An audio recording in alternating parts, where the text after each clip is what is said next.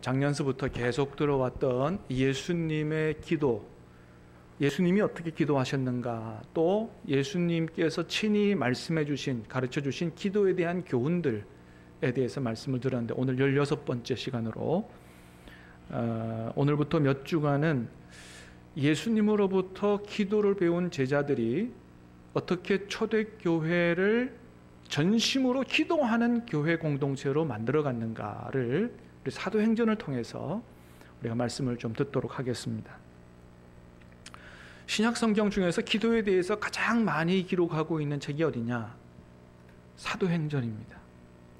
사도행전에 기도에 관해서 간접적으로 말고 직접적으로 기록한 것만 32회, 사도행전 28장 중에서 무려 19장, 그러니까 3분의 2가 넘는 장이 기도에 대한 말씀을 하고 있습니다. 사도행전 28장 가운데 19장이나 기도에 대한 말씀이 기록되어 있다는 것은, 이건 뭘 얘기하는 거냐 하면, 사도행전의 역사가 성령의 역사이면서 동시에 기도의 역사다라고 하는 것을 보여주는 것입니다. 사도행전의 놀라운 부흥의 역사 뒤에는 뭐가 있었다는 것을 말씀하는 거라고요?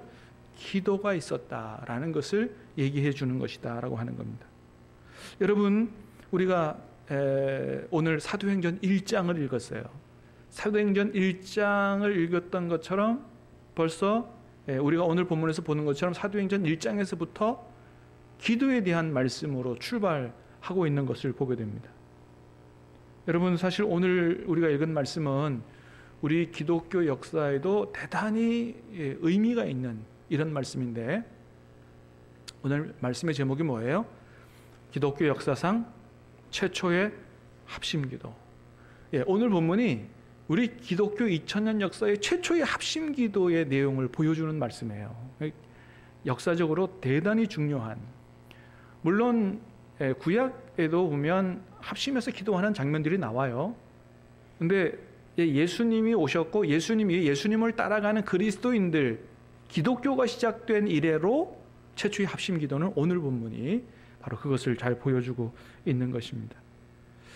자, 그런데 이제 예수님을 따르는 그리스도인들이 모여서 합심해서 기도한 것이 오늘 본문에 한 번 나타나는 게 아니고, 또 일시적으로 나타나는 게 아니고, 그 이후에 교회의, 초대교회의 특징이 됐다라고 하는 것입니다.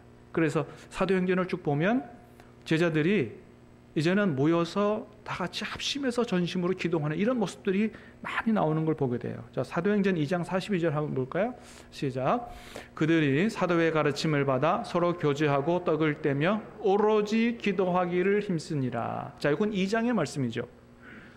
그러니까 성령의 충만함을 받고 난 이후에도 또 모여서 오로지 기도하기를 힘쓰는 이런 모습들이 나타나고, 4장에도 가면 그런 모습이 나타나죠. 같이 한번 읽어보겠습니다. 시작. 사도들이 노임에 그 동료에게 가서 제사장들과 장로들의 말을 다 알리니 그들이 듣고 한 마음으로 하나님께 소리를 높여 이르되. 사도들이 복음 전하다가 대제사장들, 그 사두개인들, 이런 사람들한테 붙잡혀 갔어요. 나중에 노임을 받고 나서 동료들에게 갔는데, 자, 그 동료들에게 가서 이제까지 있었던 일들을 쭉 얘기하고 나서 어떻게 했다고요? 그들이 듣고 한 마음으로 하나님 앞에 소리를 높여서 기도하는 장면이 나옵니다. 합심해서 기도했다는 거죠.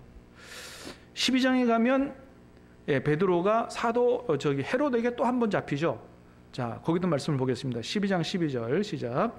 깨닫고 마가라 하는 요한의 어머니 마리아의 집에 가니 여러 사람이 거기에 모여 기도하고 있더라.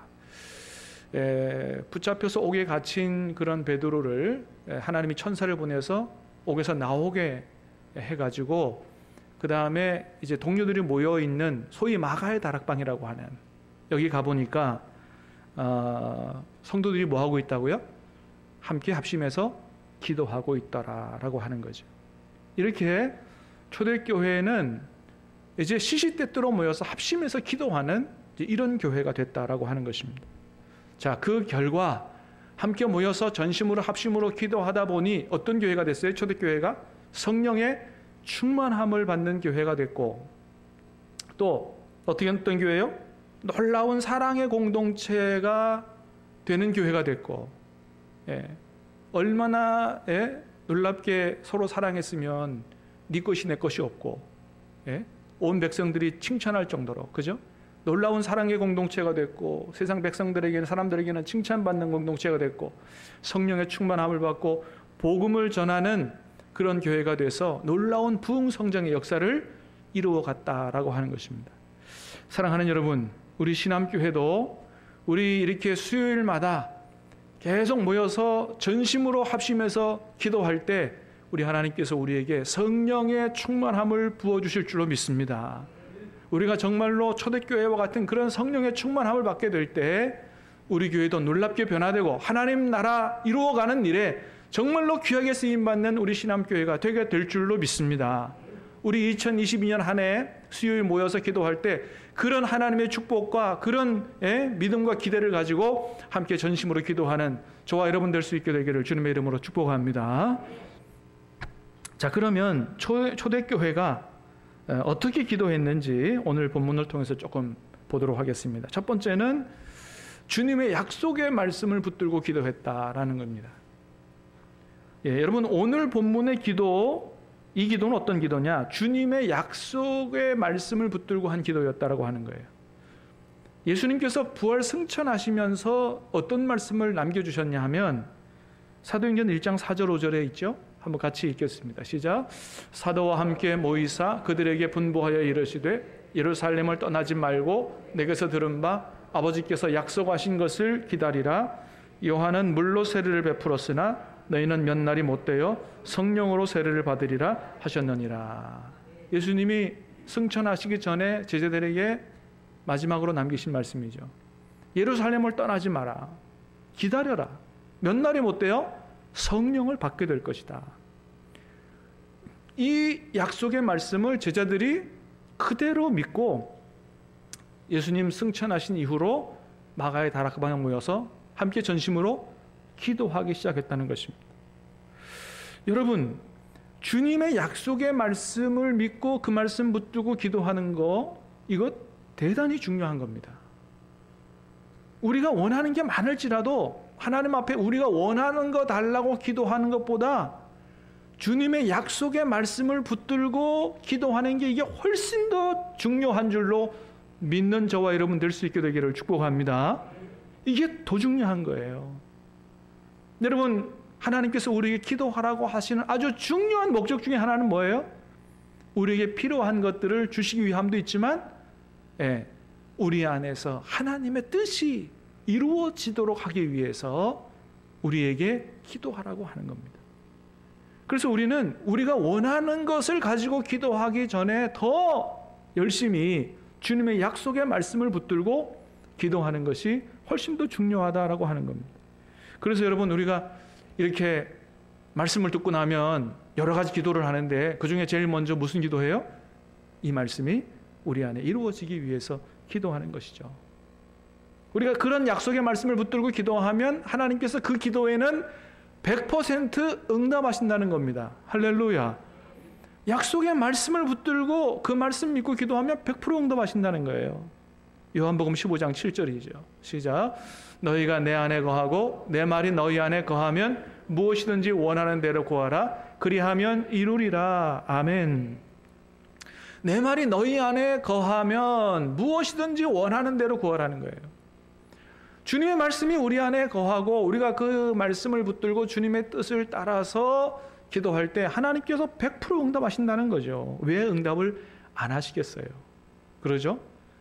그래서 여러분, 우리가 기도할 때 그냥 기도하는 것보다 큐티하면서 말씀 묵상하면서 거기서 깨달아진 하나님의 뜻을 붙들고 또 내게 말씀하시는 그 하나님의 말씀을 붙들고 주님, 이 말씀이 내게 이루어지도록, 이 말씀의 축복이 내게 이루어지도록 기도하는 것이 이게 대단히 중요한 거고 우리가 원하는 것보다 그게 더 큰 축복인 줄로 믿으시기를 축복합니다. 그래서 이거를 아는 우리 믿음의 조상들도 그렇게 기도했다 그랬죠. 그죠?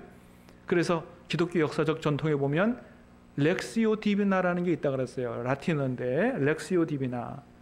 렉시오 디비나는 거룩한 독서라는 말이에요. 영어로 하면 렉시오는 리딩이고 디비나는 디바인이에요. 거룩한 독서라는 말이에요. 근데 저게 성경 읽는 방법이라기보다는 뭐라고요? 기도법이에요. 기도법. 큐티가 저와 비슷하죠. 그죠? 말씀을 읽어가면서 하나님의 뜻을 붙들고 말씀 붙들고 기도하는 것이죠.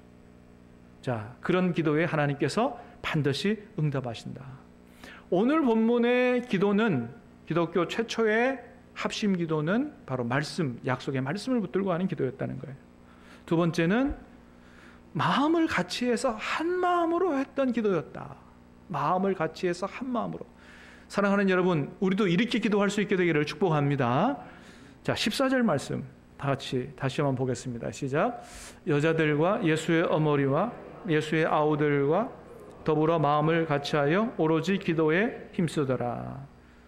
여자들과 예수의 어머니 마리아와 예수의 아우들과 더불어 마음을 같이하여 마음을 같이해서 기도했다. 그렇습니다.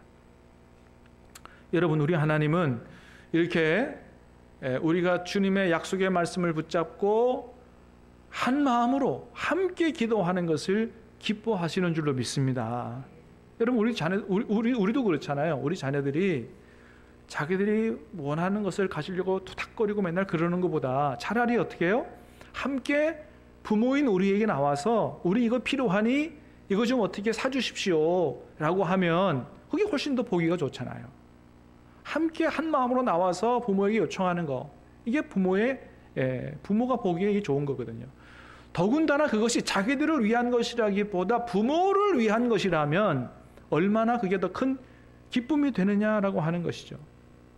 그래서 우리가 주의 약속의 말씀을 붙들고 한 마음으로 하나님 앞에 기도할 때 주님이 그 기도를 기뻐하시고 그 기도를 반드시 응답해 주신다는 것입니다. 그리고 무엇보다도 여러분, 주님의 교회가 건강하고 행복하게 부흥성장하고 이 땅에 하나님의 나라를 이루어가는 데 있어서 귀하게 쓰임받는 교회가 되려면 반드시 마음을 같이해서 하나님 앞에 기도하는 게 이게 필수적인 것이다. 아무리 교회 안에 뛰어난 사람들이 많아도, 여러분, 아무리 부자들이 많아도 마음이 하나 되지 못하면 하나님 나라 역사 이루어가는데 쓰임받지 못한다는 거예요. 하나 되지 못하면 안 된다는 것입니다.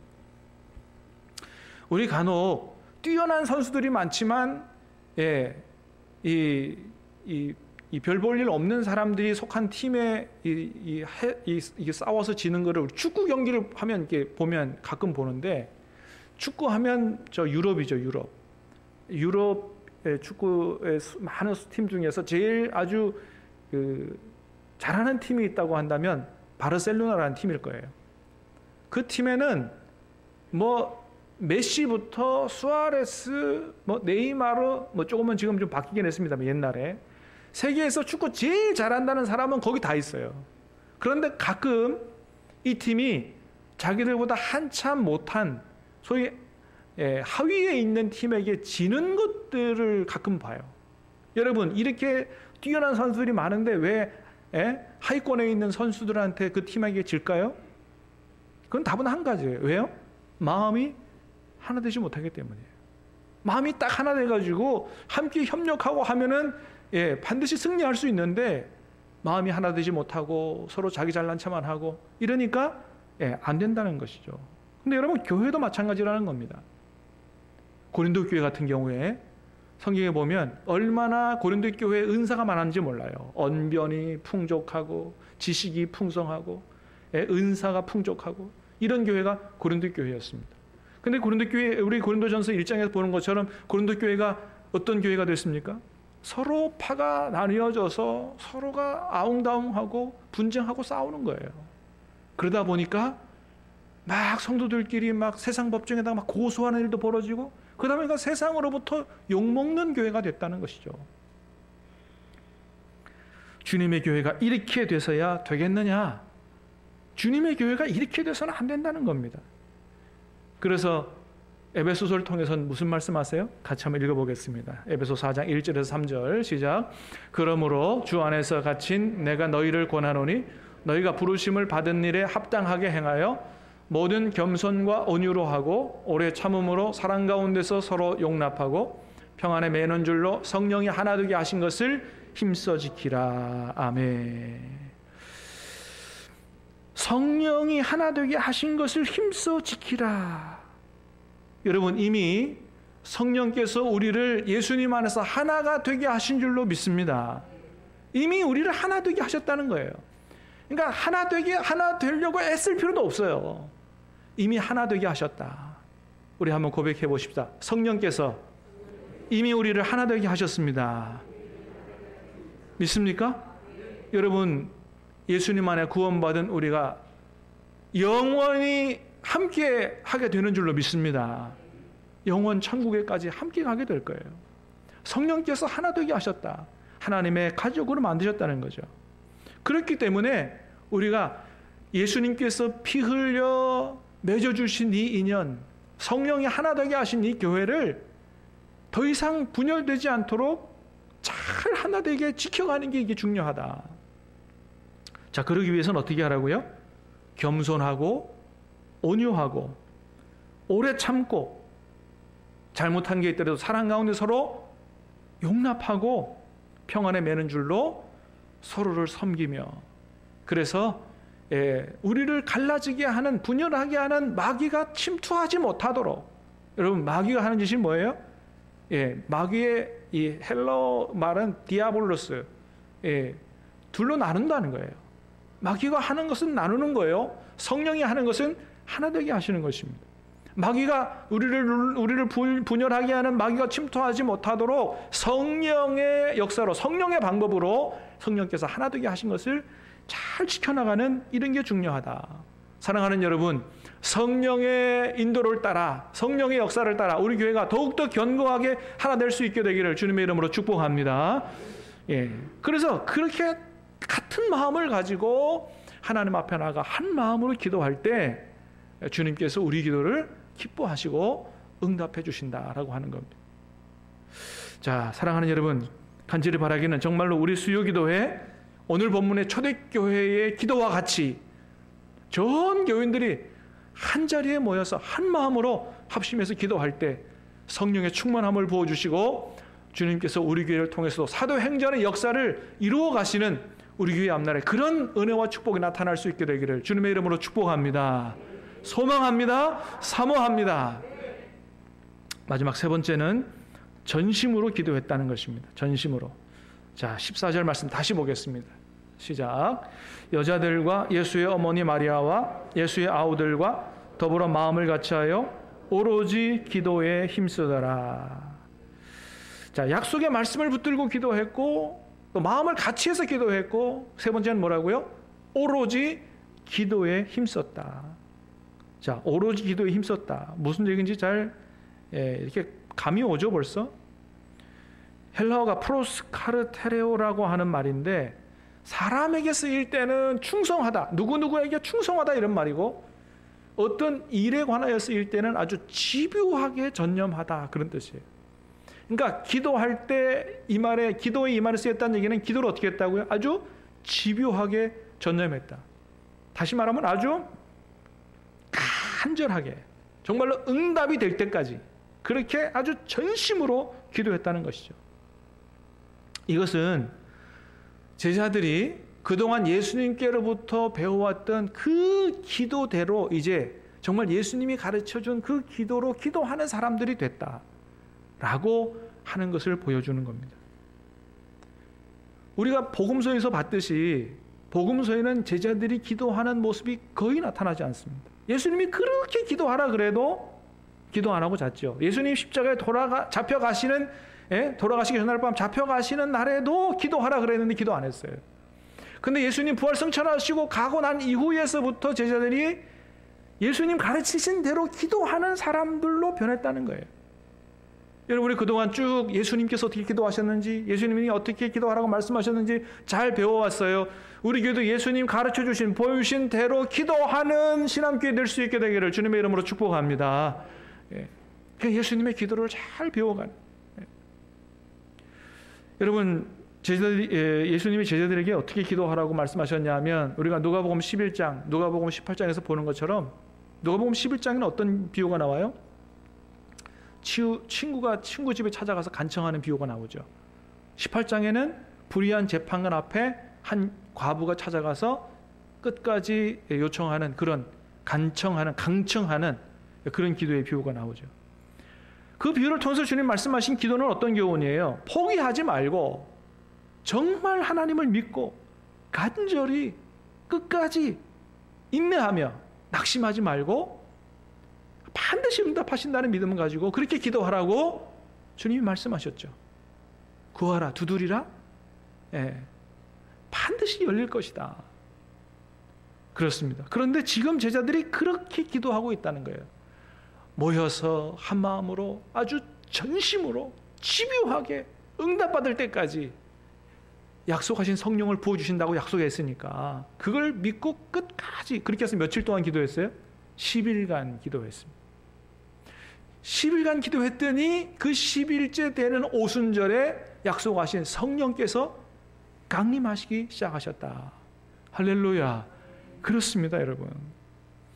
포기하지 말고 약속의 말씀을 붙들고 끝까지 기도하면 하나님께서 반드시 우리가 생각하는 때하고 다를 수 있지만 하나님의 때에 반드시 응답하신다는 사실을 믿고 저와 여러분이 기도할 수 있게 되기를 축복합니다. 우리 전에도 들었지만은 1907년엔 평양 대부흥 운동 때도, 그죠?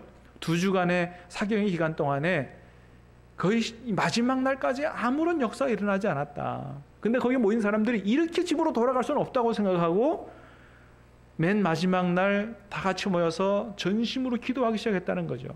하여튼 은혜 주실 때까지 전심으로 합심해서 기도했는데 중간에 포기하고 집에 돌아간 사람도 있지만 한 600명 남아가지고 다음날 새벽 2시까지 기도했을 때 새벽 2시쯤 돼서 성령의 강한 역사가 나타나게 되고 거기 있는 모든 사람들이 성령의 충만함을 경험하는 이런 역사, 그거로부터 부흥의 역사가, 평양 대부흥의 역사가 일어났다고 이야기하고 있는 것입니다.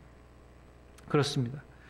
우리가 하나님의 약속을 믿고 함께 모여서 전심으로 다 같이 하나님 앞에 우리 하나님, 우리 신암교회에 은혜를 부어달라고, 성령의 충만함을 부어달라고, 지역사회가 변하고 있는데 하나님 우리 교회가 이 지역사회, 변하는 지역사회를 넉넉히 감당하고 세계를 향하여 뻗어가는 교회가 되게 해달라고 전심으로 기도할 때 하나님께서 올 한 해 우리에게 충만한 은혜를 부어주실 줄로 믿습니다.